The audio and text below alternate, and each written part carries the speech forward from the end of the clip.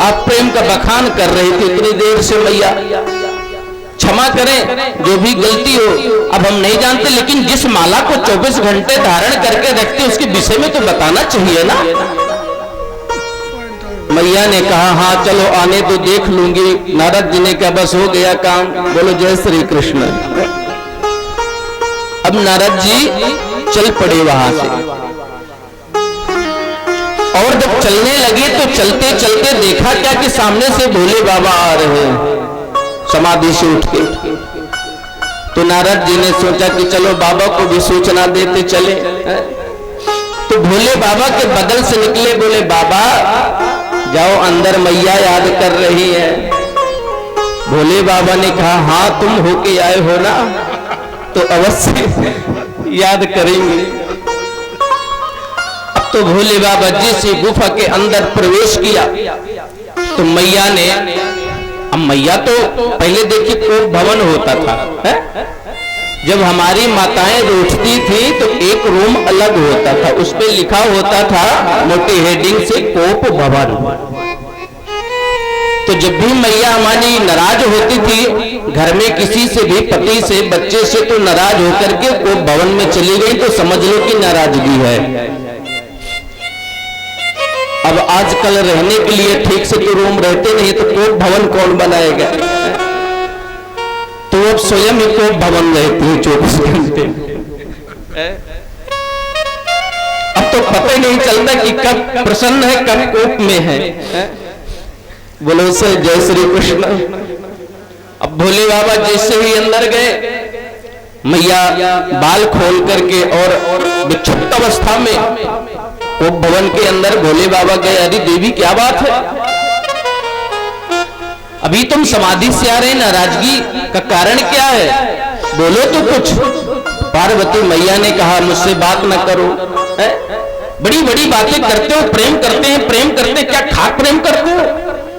भोले बाबा ने कहा देवी आज तक हमने आपसे कोई बात छिपाई नहीं है, यहाँ तक कि जिस इष्ट आराध्य का हम जो झांकी का दर्शन करते हैं, आज इस झांकी का दर्शन किया, आज इस झांकी का दर्शन किया, आपको सर्वप्रथम बताते हैं आकर के, और तुम कहते हो कि प्रेम नहीं करते। मैया ने कहा क्या प्रेम करते हो, ये तो गुरु जी की कृपा हो गई जो मेरी आंखें खोल गए। भोले बाबा ने कहा अरे देवी गुरु जी कुछ ज्यादा ही आंख खोल गए तुम्हारी। क्या कहा? बोले आज तक तुमने ये बात कभी नहीं बताई कि इस माले में किसके मुंड लगे हैं। भोले बाबा ने कहा हाँ देवी ये बात तो हमने नहीं बताया। तो बोले कहां से प्रेम हुआ, तुम तो कपटी हुए ना, जो प्रेम में कपट करे वो तो कपटी होता है, और तुम तो कपटी नहीं महाकपटी निकले। भोले बाबा ने कहा ऐसी बात नहीं है देवी, ये तो हमें भी नहीं मालूम था कि तुमको इस बात का पता नहीं है किसमें किसके मुंड लगे। आज हमको पता चला कि तुम्हें मालूम नहीं है। तो सुनो, जितनी बार तुम मेरे लिए जन्म लेकर के आई हो और इस देह का परित्याग करके तुम चली जाती हो, तो तुम्हारी याद के लिए मैं उन मुंडों को इस माला में पिरो करके धारण करके 24 घंटे आपका स्मरण करता हूं।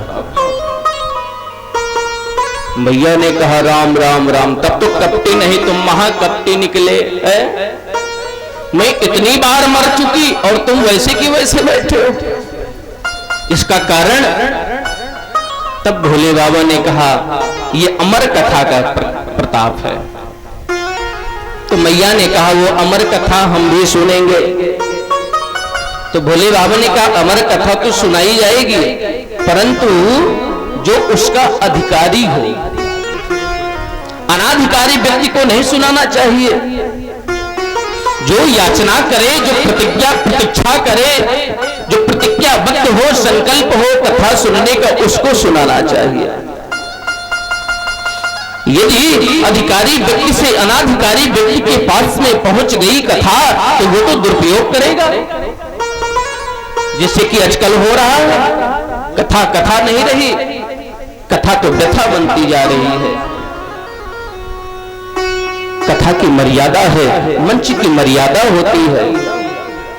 भोले बाबा ने कहा देवी सुनाएंगे, पर होकारी तुमको भरना पड़ेगा। मैया ने कहा मुझे मंजूर है, मैं हुकारी भरूंगी। तो भोले बाबा ने 3 बार डमरू बजाया।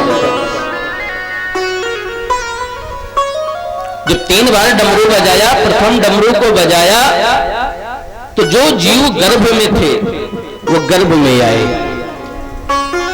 दूसरा डमरू बजाया, उन जीवों के पंख आ गए, पशु पक्षी चलने योग्य हो गए।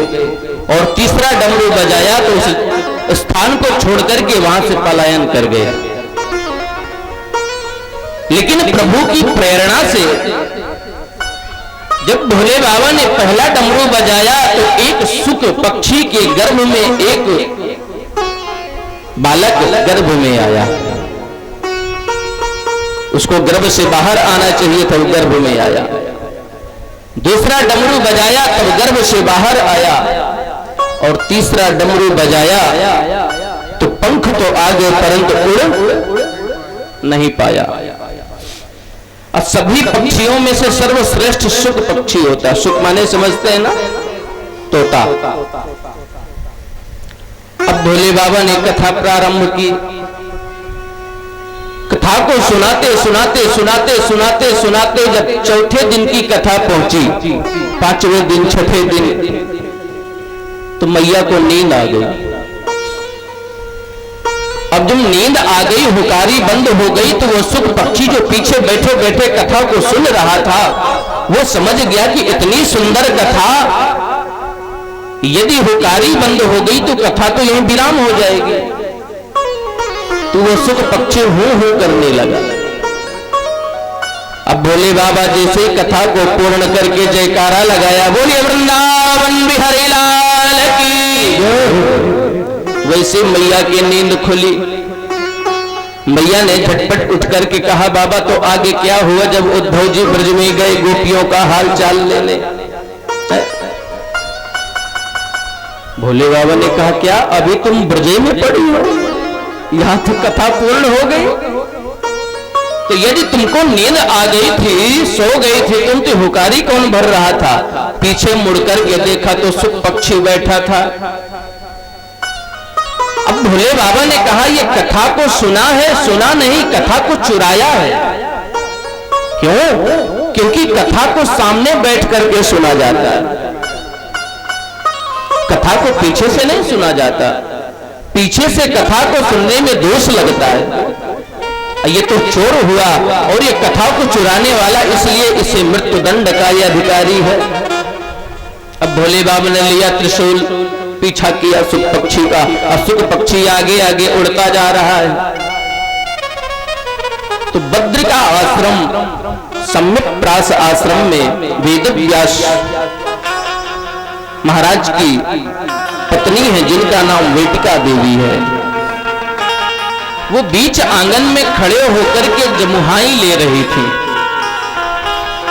ऐसे ऊपर मुंह फैला करके है।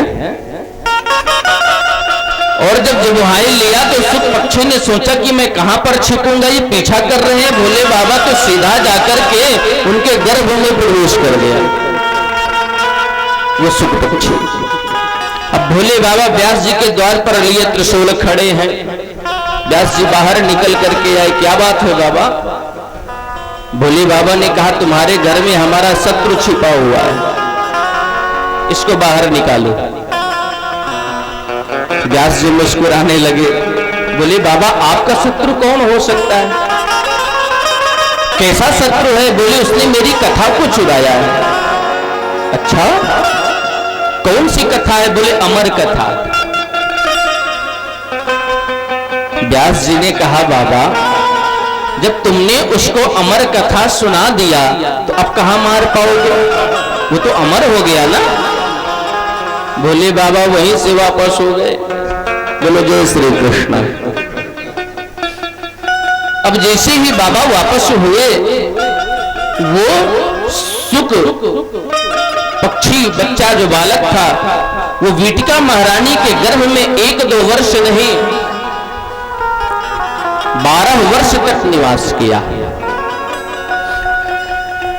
एक दिन वीटिका महारानी ने कहा व्यास जी से, प्रभु मेरे गर्भ से मंत्रों की आवाज आती है, मुझे ऐसा लगता है मेरा जो तेज है गर्भ का वो बढ़ता जा रहा है, ये बालक जन्म नहीं ले रहा।